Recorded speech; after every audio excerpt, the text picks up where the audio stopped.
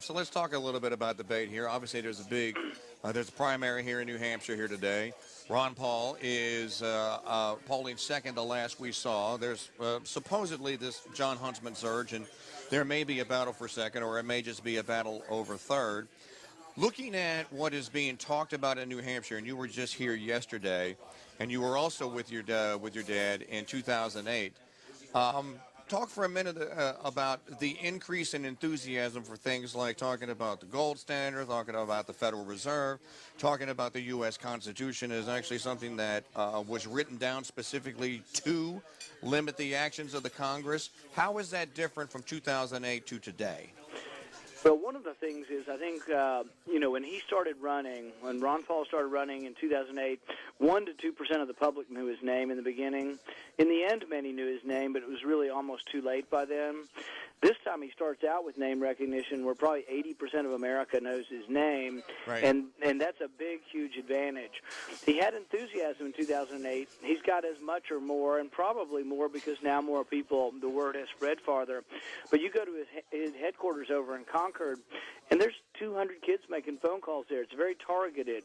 It's not just people standing on the street corner waving signs, although they're doing some of that too. Right. It's also people making phone calls, knocking on doors, knowing who the independents are, knowing who the Republicans are, and trying to get them to turn out to vote.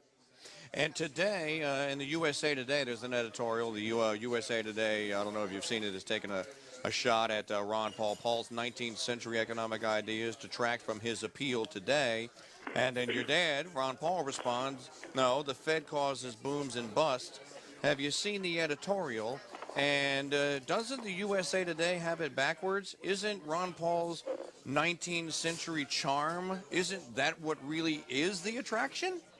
Well, anytime someone tries to attack you by sort of relegating you to a certain century, it's sort of like saying, oh, gosh, the Founding Fathers were also awful because they were from the 18th century, and it's like the ideas of freedom couldn't last longer than, the century that they originated in, that the Constitution was written, in 1780, 1790, that is that not something that can have a timelessness to it?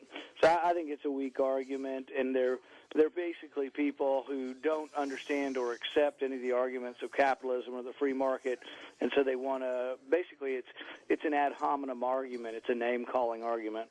Right. Rand Paul from Kentucky, Senator from Kentucky, is on the Dude Maker hotline with us, and we're always delighted to have him.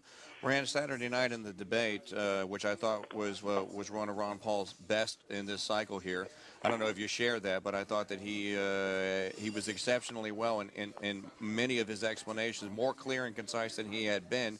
There was a moment there, though, that I couldn't tell whether or not it was a dig or an honest, sincere compliment when Governor Romney said, well, let's ask our constitutionalist. How did you view that? I took it as a compliment. I think, Governor Romney has, been very friendly to my father and also to our campaign. And I think also even on some other issues, you listen to Governor Romney on Afghanistan, he's coming a little bit closer to some of the things my father is saying on that.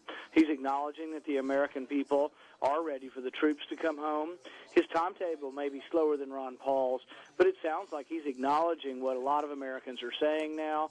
And I think on the Constitution, I think that many of them, have some respect for my father on the stage.